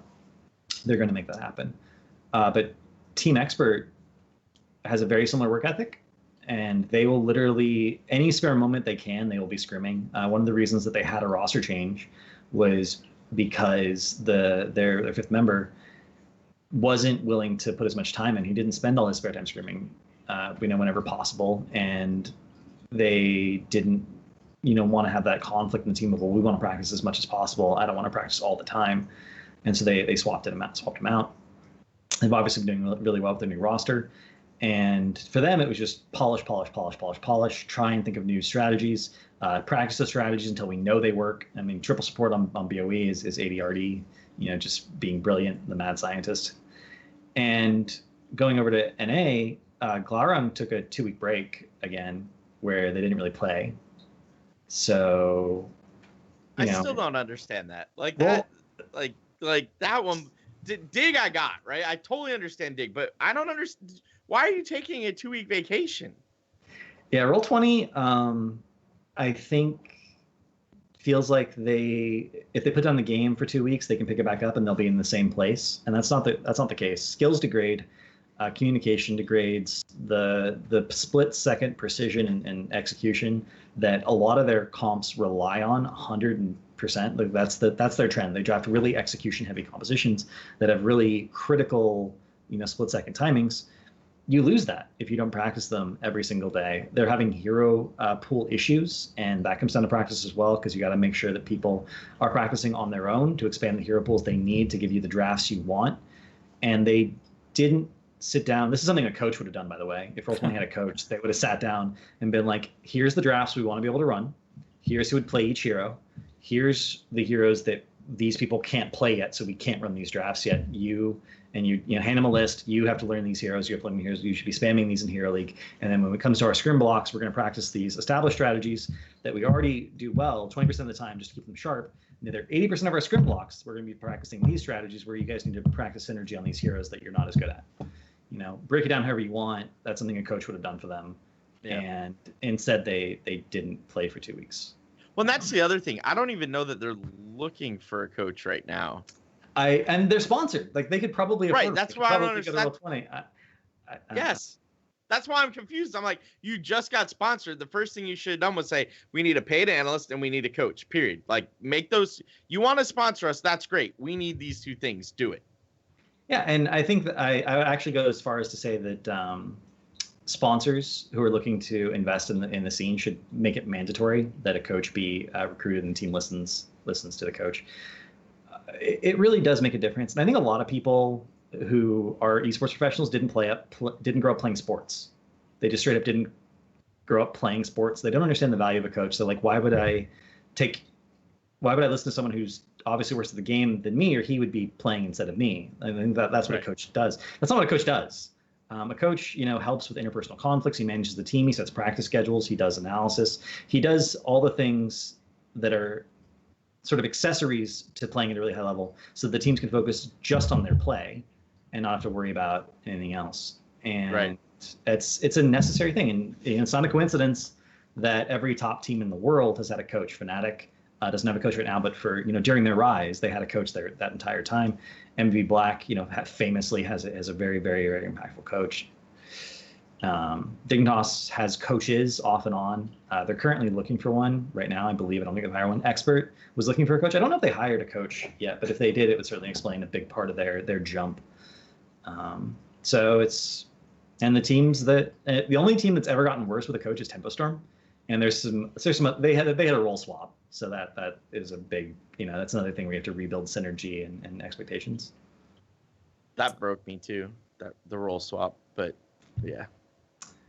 I talked to Call about it. He listed some very good reasons. Basically, they were having problems initiating fights the way they wanted to, because with Cattle being the shot caller, sometimes there were like split-second delays on what they were going for. And so they felt the role swap would help them have cleaner initiations, which is something that's really important for them because they are losing to international teams because they're getting initiated on, and they're not managing their counter initiations well, and they're not ever initiating successfully onto the international teams because the reaction time is so different. I can see that. Okay, that makes a lot more sense now, actually. Yeah, so I agree that it's a reason, and it's the Dignitas philosophy, right? Make a change if you don't think you can be the top team with the way you're currently doing things, unless you're happy with just being the top team in your region, which Tempo Storm is obviously not, and Dignitas has never been happy with just that. All right. Well, definitely some interesting insight. I wasn't expecting to go so far into it with that simple question, but I'm glad I asked it because I was sitting there intently, and I can see as the chat has been lighting up too. People have been listening intently as well. We did have a patch that dropped today as well. Literally just hours before we started the show, LiQuiuD quickly messaged me, we got a patch, here are the notes. And I said, okay, I'll get those in there. So we're going to go over some of the main heroes here that got patch changes and comment on them. And good thing we've got Master Analyst Cavalier Guest here with us too, which will probably up our game a little bit too. So hopefully maybe I'll be a little bit more silent than usual with my analysis and defer to Cav and the others here. So anyways, we'll start with Genji. Genji got some changes. We kind of alluded to them earlier. You guys, health and health regen reduced by 3%. Shuriken got its mana cost increased from 15 to 20. Dragon Blade got a cooldown increase from 80 to 100 seconds, and mana cost increased from 50 to 75. And Dodge, level 7 talent, got a pretty big change as well. This was like his block style talent. The charge has been reduced from 3 to 1, and the cooldown has been reduced from 12 to 8. So nerfs across the board for our man Genji here. Now I know LiQuiud and is sick of seeing him in the draft. Cavalier Guest, I want to hear what you think about this. Do you think this is enough to take Genji down a notch? No. I mean, it's nice, but and there's going to be narrow windows where, narrow things where he wouldn't have died before, and now he's going to die. But it's not hard to manage Genji's mana. It's going to be a little bit less active on the map. Maybe Dragon Blade cooldown has an impact, but here's the way I evaluate heroic cooldowns is actually really, really straightforward. Is it as long as an objective timer?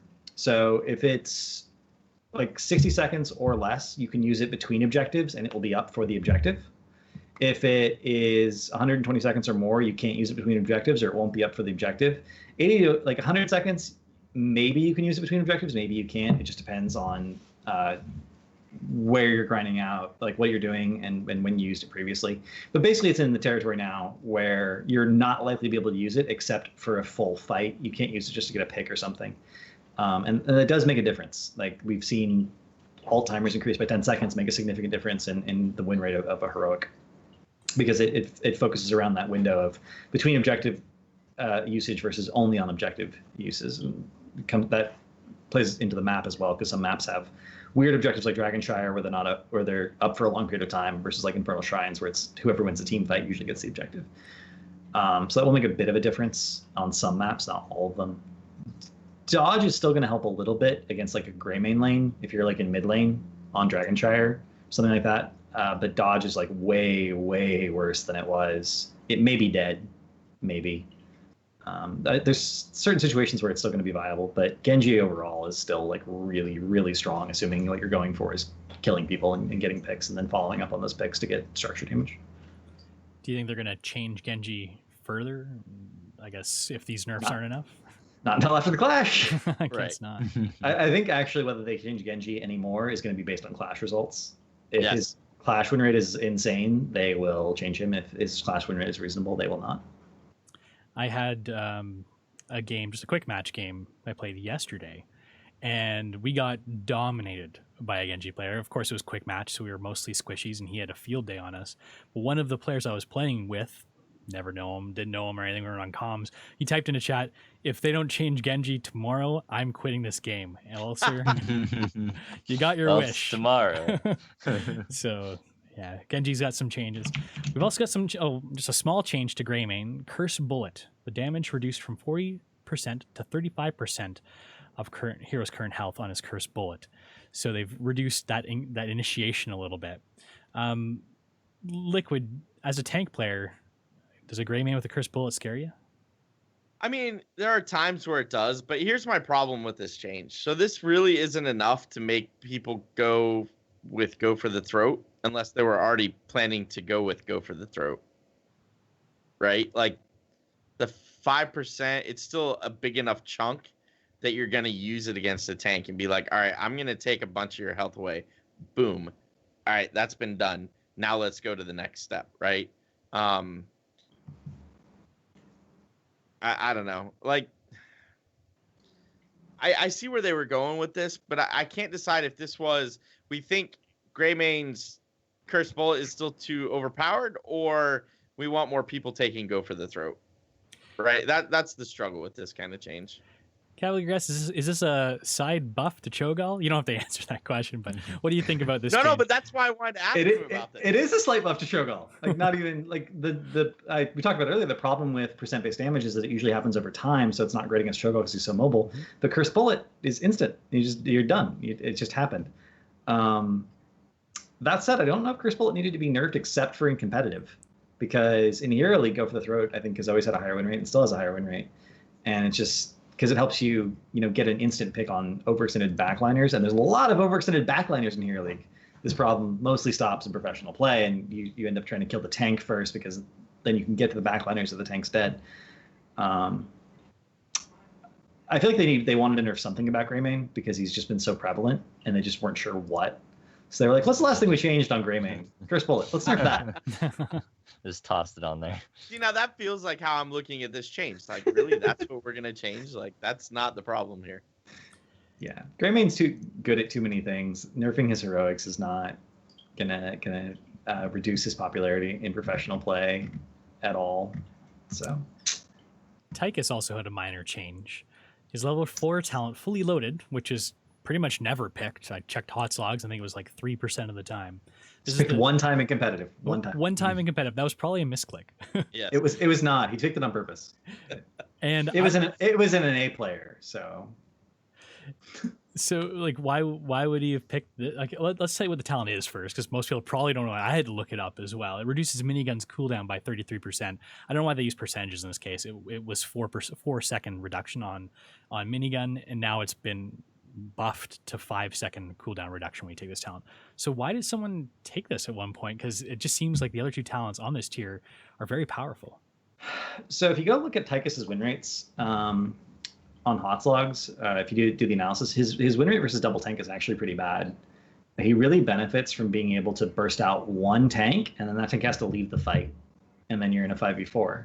But you're in a 5v4 without one really important cooldown.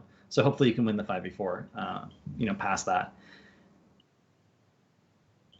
If you have another tank there who can hold off the enemy team and zone while the other tank uses, goes taps or grabs a well or grabs a heal or uses whatever innate regen that tanks usually kind of have to reestablish his health pool and comes back in, you traded a cooldown for some delay and didn't really get much out of it.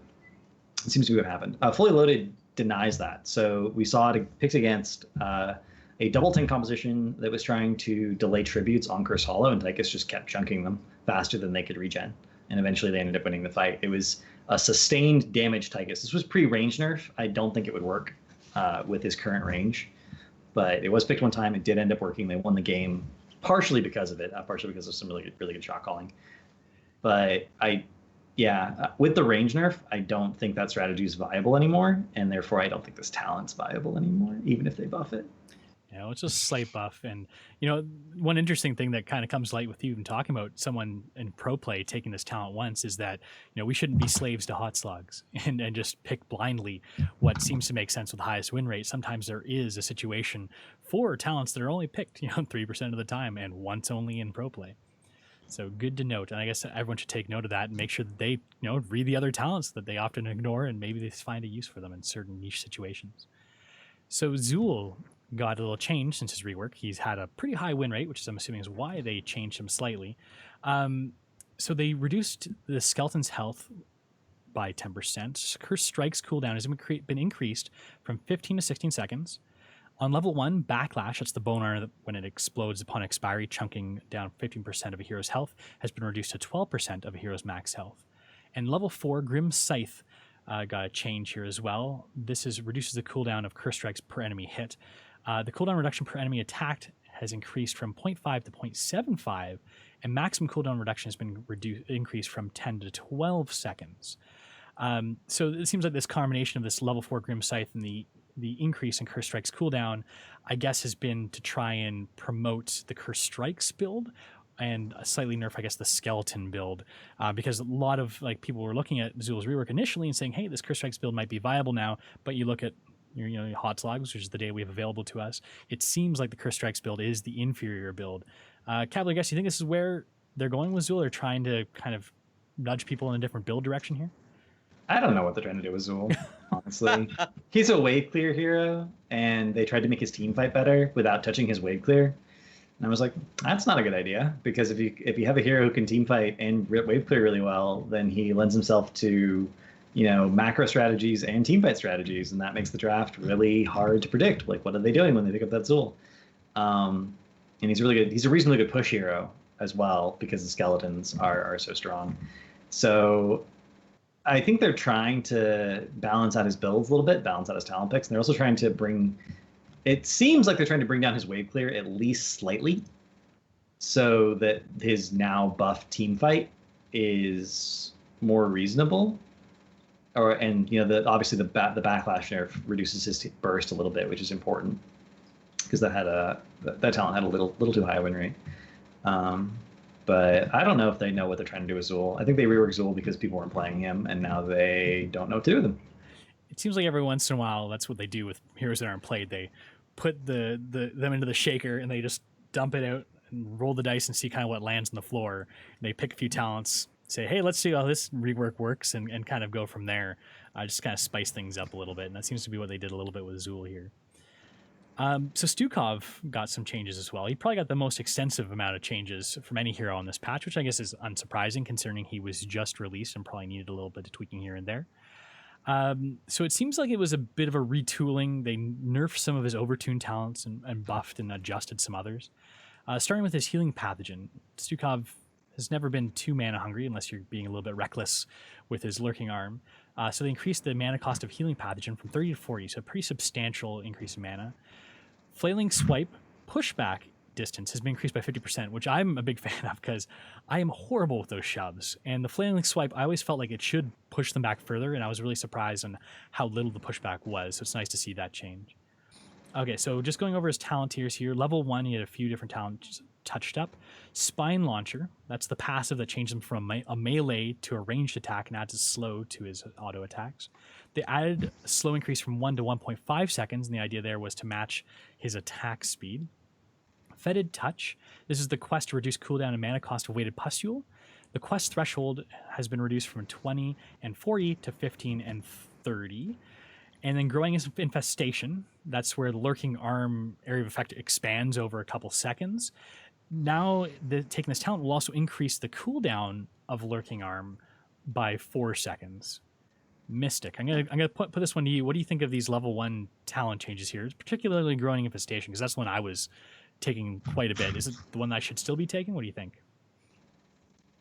Level 1, I usually took Fetid Touch, and it was really hard to complete, but now they made it easier to complete, so that's pretty good. Spine Launcher, not many people are taking that, so they buffed it a little bit.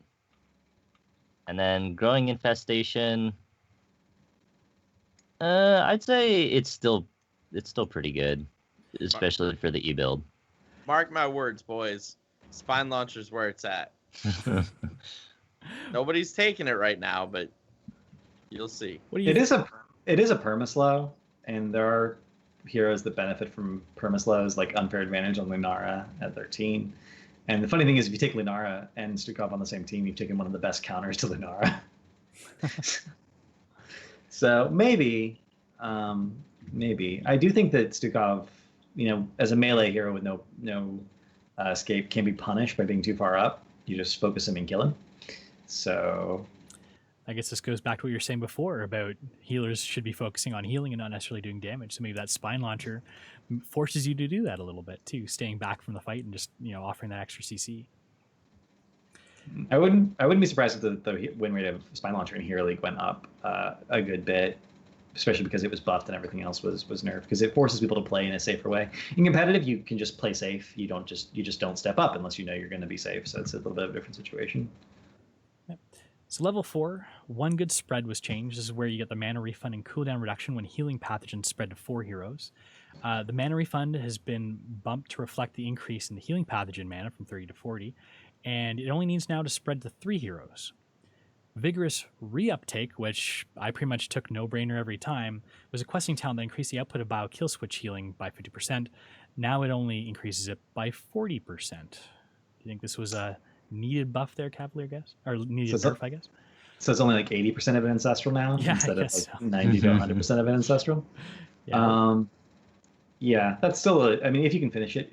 The thing about Stukov, in general, is that sustain healers tend to be really, really strong in the early game because they allow you to be very, very active and forward and trade cooldowns really efficiently on the map.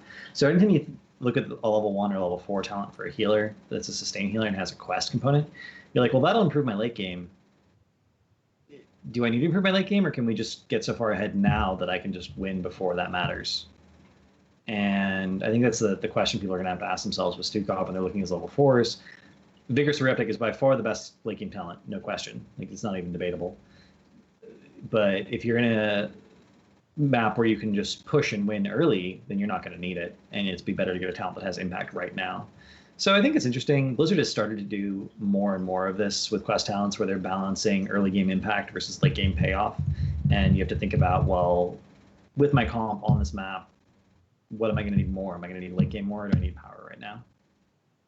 It's a good trade-off because I typically, obviously, probably not the best, but I look at these talents and be like, that one's just so strong. Obviously, like you said, it doesn't benefit you right away. It might not benefit you until you get to like level 16, and you're not wasting a talent tier pick, but you're not getting any benefit from it. And maybe in a lot of cases, these make you play suboptimally. Like whenever I was playing Stukov, I'd have my team all around me for whatever reason. We'd be full health. I'd be like, well, I can get 5 of my questing talent down here if I just, waste my 16-second cooldown on everybody. And I do that pretty nonchalantly, and I could potentially get us into danger later. One thing I often talk about on the show is how these questing talents can lead to poor behavior, just trying to complete the quests. And I feel like that there's a lot of questing talents I do like, but I always have to be careful in altering my gameplay to make sure that I get those quests done on time. Level 16, Pox Populi. This is where Bio Kill Switch activation is refreshed. Sorry, Bio Kill Switch activation refreshes the duration of the healing pathogen area over healing over time. This has been changed to extending the healing pathogen just to straight up 3 seconds. Now, this might seem like a nerf off the bat, but it does extend it for longer for those heroes that were just recently affected within the past 3 seconds of hitting your Bio Kill Switch, whereas it's a nerf to those that it was on when you had a healing pathogen on them for longer than 3 seconds, because instead of starting the 4.5 second timer over again, they only get extended by 3 seconds. So I guess it kind of depends on the scenario and the situation as to whether this is a nerf or a buff.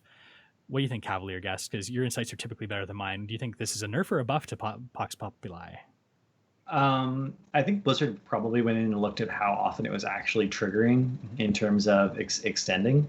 And I think on average, for most players, this is a nerf. But for people who are really good at getting the full benefit of the talent at this point, this is probably going to end up being a buff, which is weird to me because I don't think that he needed that really in this case. But what do I know? I'm not Blizzard. Yeah, a lot of the cases when you see these changes to the talents, they are a bit of a head scratcher because like what were they trying to accomplish here is a lot of the questions I seem to ask myself in a lot of cases. And I mean, there's obviously a reason for it. Maybe they've got it internally and they're not publicizing it, but it just doesn't seem to be obvious in some cases, and I think this is one of them. Level 20, we had some changes, and Stukov, I think, at least, has had some of the worst level 20 augments to his heroics and just level 20 talent choices. Maybe this has changed that a little bit. Controlled Chaos, this is a flailing swipe augment. So this is where your flailing swipe, instead of doing the small, medium, and long range flailing swipe, it just gives you long range flailing swipes, 3 charges, but only 1 swing at a time, all at max distance. Now, the cooldown between casts has been reduced from 3 to 1 second. I'm sure that makes Mystic happy, because one of the reasons he said he thought this was actually a backwards moving augment was the fact that you couldn't use them quickly in succession. You had to wait the full 3 seconds before using them again. I think Mystic, you actually said they should reduce that to 1 second. Well, I guess Blizzard was listening. And the charge cooldowns between cooldowns is the charge cooldown is 30 seconds instead of 40 seconds. So you do get those up faster. And then push now it's funny, right? Because you can lock someone in a corner. Yeah, and the pushback's higher too now. So that's even changed as well, because before the pushback wasn't even that severe. It wasn't like a gust where you're going to be displaced a long distance. It wasn't significantly as much as that, right? So now it's 50% more pushback, a little bit faster to use it. As a flailing swipe person, because I'm horrible at massive shove, I'm liking that. And I think I'm going to be taking that pretty often. But the other change also is push comes to shove, and this is the change to massive shove. The speed increase, this is where you used to get the speed increase to shove, and the cooldown reduction if you pushed them for, I think it was 1.5 seconds. Well, that cooldown reduction has been decreased from 1.5 seconds to 1.25 per seconds. That's the requirement. And then if you did achieve the pushback of that length of time, it will reduce the cooldown of that talent by 15 seconds, taking it from a 20-second cooldown to a 5-second cooldown, making it spammable. So I'm going to pass this to Mystic, because I know he was commenting on this when we initially went over Stukov's kit and everything. Do you like these talents now, or is it still like a weak talent tier? Like this is a heroic. The storm talents for Stukov, are these still pretty weak storm talents? I think Controlled Chaos is actually quite good now because, like Cavalier Guest said, it allows you to keep someone in a corner or keep the enemy team off your front line or your back line for a longer period of time with the controlled swipes. And then push comes to shove. I mean, with this talent, it's even better now, right? You'd only need to shove for 1.25 seconds. It allows for more opportunities at getting that cooldown reduction from 20 to 5. And the biggest nerf to Stukov is in the bug fix notes. If you didn't see it, he can no longer dance or taunt while channeling Lurking Arm. I wish I knew about this before they fixed it, because that would be the ultimate cheese right there, doing a little dance while you're putting out the Lurking Arm. Uther had some changes as well. I don't even know why they changed that. That seems pretty reasonable to me. If anything, that's a bit of a buff, because then you're not locking yourself in to stand there for potentially longer, not being able to cancel your Lurking Arm. They should expand that to every channel in the game, honestly. If you're like an ETC, you should be able to taunt while mosh pitting. That'd be amazing. Fine. I know LiQuiD would love that change. Isn't it already essentially a big taunt? Yeah. Well, he's dancing already, right? So here's the funny thing about ETC, and this is off the rails, but we'll go right back to Uther in a second. The dance animation for mosh pit and the dance animation for a slash dance in ETC are actually similar. And players at a high level will look for the animation and not necessarily for the sound effect when doing it. So there have actually been cases in pro play where an ETC slides in and does slash dance, and they'll throw all the interrupts on him from mosh pit. Mosh pit's still available, and then a few seconds later he moshes and wins. That's amazing. I always use the audio cue to know it was starting. I did not look at the dance animation. The dance animation happens a little bit sooner. So if you're talking about like reaction time and you're just trying to make sure that it doesn't get any value at all, it's a little bit easier. But us plebs' reaction time is not nearly quick enough to pick up on that kind of thing. Yeah. So, LiQuiD, not to derail you, I saw you getting pretty excited about something. Is there breaking news you want to talk about here, LiQuiD? Blizzard just dropped Garrosh's kit. Oh man! On the mid-show, website. breaking news. And he has a Mad Axe Garrosh skin. Oh my god, it looks awesome. I need that. Holy cow. It said the link is in the show notes. The link is in chat. Oh my god. He's got almost 10 pips of survivability. So I'm wondering if he might... I mean, I'm looking at his abilities and they don't... He has an area taunt. Yeah, that's what I'm struggling with. Like, I feel like he's a tank. He literally has taunt, but in an area. I'm like, okay. Does he have any way to get in? Does he have that's a good question. Does he have a gap closer? Yeah, I was going to say, an AoE taunt is all good, but if he doesn't have any way to get in... I don't see a gap closer of any kind, unless it's talented. So maybe that's a thing. Yeah, if there's a talented gap closer, then he's really good, then... I don't see one. But what's interesting, though, is his trait being 1 armor for every 2% of his missing health. So if you're at half health, you now have 25 base armor just for funds. Like... Oh, here we go. His Q, deal 81 damage to enemies in an area. Heroes hit on the outer edge or pulled toward Garrosh. So he has a condemned taunt. Huh. Dude. That seems good. I told you that should have been behind me and not you. Well, I guess one of our questions is sort of answered too. Like, just looking at Blizzard's, I know like these probably don't mean too much, but their levels of ratings for damage, survivability, etc. His survivability is very high, so they're obviously positioning him as a damage battery with low damage output as well, because they're saying he's only 3 out of 10 for damage, 9 out of 10 for survivability. But like Cavalier Guest said, without knowing the numbers too on a lot of these, it's hard, or cooldowns or anything. It's kind of hard to say, but yeah, pretty interesting. So it looks like we do have a warrior on our hands. Surprise, surprise, with Garrosh Hellstream. Okay. Sorry, I didn't mean to disrupt you. But that was not disrupt. That was a pleasant surprise, sir.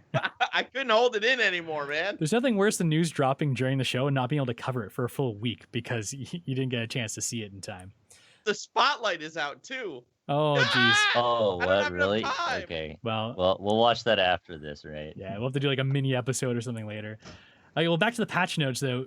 Uther got some nerfs to Holy Light, healing has been reduced from 380 to 360, and self healing is reduced from 190 to 180. And Holy Radiance, his W, the mana cost has been increased from 60 to 70. Holy crap! I was having problems managing his mana before.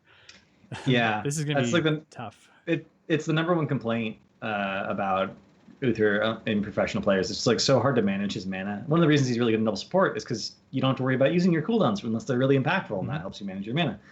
But this is gonna suck a little bit.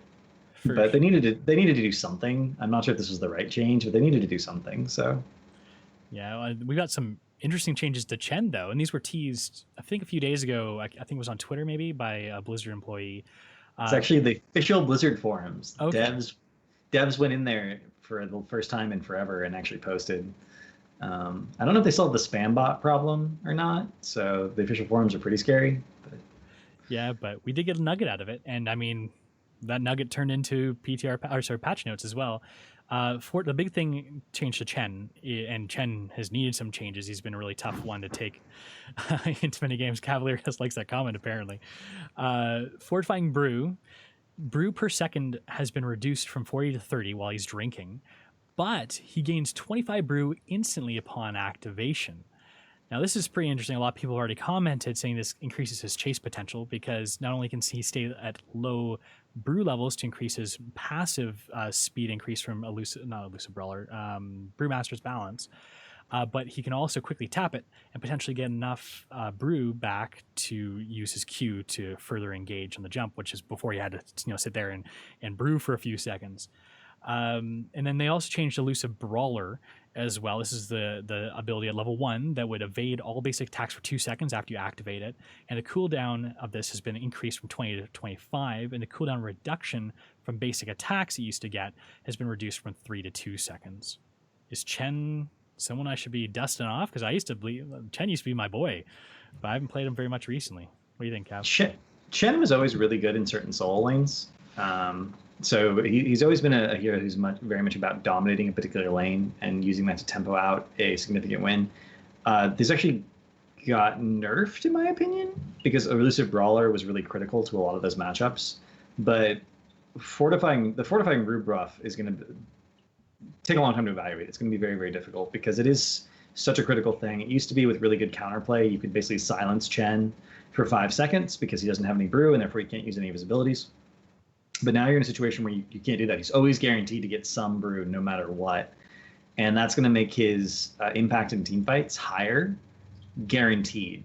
Like even if you're getting destroyed as Chen, your impact in team fights will be significantly higher than it was. It changes up his talent priority too. Bolder Flavor is now significantly better than it was because that temporary drink and then a couple seconds you have a longer lasting shield, then you can drink again, is a little bit better. The Q build, which we've already started to see is the dominant build in professional play in certain regions, is buffed as a result of this as well. So he's still going to be good in certain solo lane matchups. He's not significantly worse in most of those matchups. He does have a problem. He will maybe have a problem like Illidan or a couple of other ones that were maybe a little bit harder skill-wise. But his team fight presence should be better now, and he doesn't get as countered, which means he should be more flexible in when he can be drafted. So... that Elusive Brawler nerf, though. Yeah, it's bigger than it sounds if you're not familiar with playing Chen right now. Yeah, well, you're going from basically almost having off cooldown 90% of the time to suddenly not only is the cooldown increased, but the basic attack reduction reduced 50% or I guess 33% is significant. So yeah, I guess it'll be interesting to see how he shakes out. Muradin got a health increase of 5%, so he's even got even more health. And health and regen increase of 5.5%, which I'm not sure if that makes much of a difference with his trait. But still, Muradin, we talked about him a little bit before, how giving him that extra health might make him even more viable, especially in pro play. It definitely does. Muradin is a hero. He's like, we talk about a Nubrak, and you could cocoon someone, and you go into a 5v4, and you just want a fast fight. Muradin was the original fast fight tank, because he would go in with all his cooldowns, and you just couldn't kill him, but you had to pressure him in some way. Otherwise, he would just kill your backline, because he actually had enough damage to do that. And then he got nerfed until survivability was at a point where you could only do that in certain situations, and then you couldn't do it at all because of different heroes came into the meta, like Tychus. It was just too scary. And then those heroes have all been nerfed, and now we're rebuffing Muradin. And it's not just 5% in Muradin's case, because healing static it heals a percentage of his health. So anytime you buff him, there's a lot of synergies that you're buffing as well in his kit that are going to make him even more survivable than just an extra 5% health would make you believe initially. Rexar got a change to a level 1 talent Flare. It's been changed a few times since this got added to his kit. So this is the sight warding talent that you can put down on the ground that is fairly rare in that I think it's untargetable. The cooldown has been reduced from 25 to 20 seconds, which now matches the amount of length of time that it's up. So now you can actually have Flare up 100% of the time. I know Mystics commented on this before. Is this something that people are actually going to be picking now? Maybe against multiple stealthies? As much as I love this talent, and I do love this talent, because it's literally just an invincible sight ward. The other talent, I think it was like Dire Beast or something, where it increases his damage to minions, mercenaries, and monsters by 150%, or Misha's damage, right? Then increases whose damage? Yeah. Yeah. Everyone forgets about the bear. Yeah, exactly. So I think that is super good, but I really like Flare. And Stitches got. Oh, go ahead, LiQuiD. I was just to say, Blizzard hates Valera. That's all there is to it. This is the Valera hates nerf Valera. again. Yet. Yep. LiQuiD with his conspiracy theories about how Blizzard hates Valera. They do. Come again. They clearly hate Valera. And Stitches got some changes too. He's been showing up in most of the games I've been playing against. Quick Match, Hero League, Unranked, everything. Vile Gas, that's his trait. That's where you get the poison damage from when Stitches gets attacked, and there's some other places you can get that Vile Gas to infect the group. But the damage has been reduced for it from 18 to 17, so a small little nerf there. And then Heavy Slam at level 1. This is for his slam build. Slam damage. This is usually where you get a slam damage increase of 50%. That slam damage bonus damage is now been reduced from 50% to 40%. Seems like a small nerf here, but I guess Stitches was just doing too much damage. This is trying to address that. Would you think that's an accurate assessment, LiQuiD? Yes.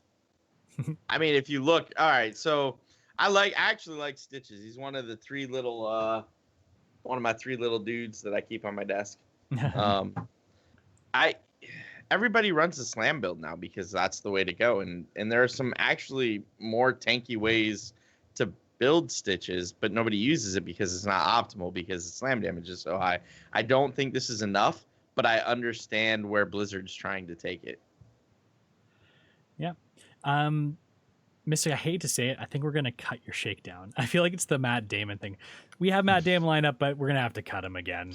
All good. I could save it for next week then. We keep your shakedown to the end, and it's often the thing that gets cut when we go over time. But the problem was, we just had so many questions, and we wanted to pick Cavalier Guest's brain this whole time.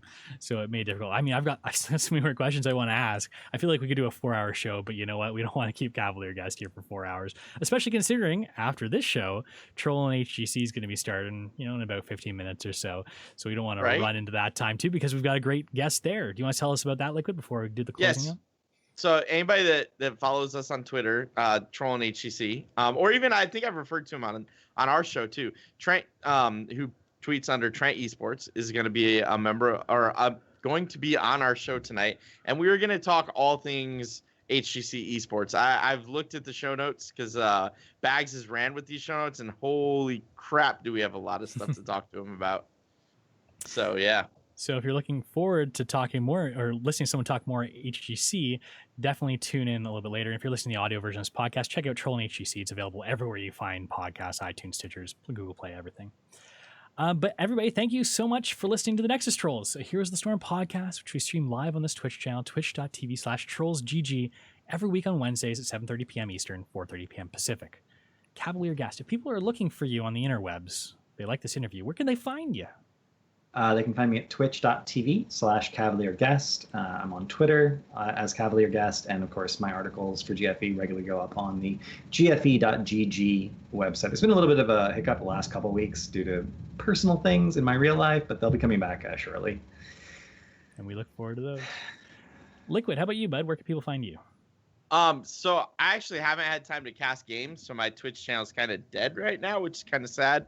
But when I do cast, you can find me at twitch.tv/LiQuiDGG. You can also follow me on Twitter at LiQuiDGG, LiQiuDGG. I tweet Probably not as much as Daz does, but I tweet a decent amount. Mystic, the tweet count is up to 14. It's going up consistently by 1 per week because you tweet out before the show. We're about to go live. So if anyone wants to get notifications about when our show's going live, where can they follow you? You can find me on Twitter at Mystic Shroud. I want to set our next goal is for Mystic to have an avatar on Twitter. Yeah, an avatar, or just change the default color too. We're working on Mystic and his Twitter skills. And if you're looking for me, you can find me at DazHots on Twitter.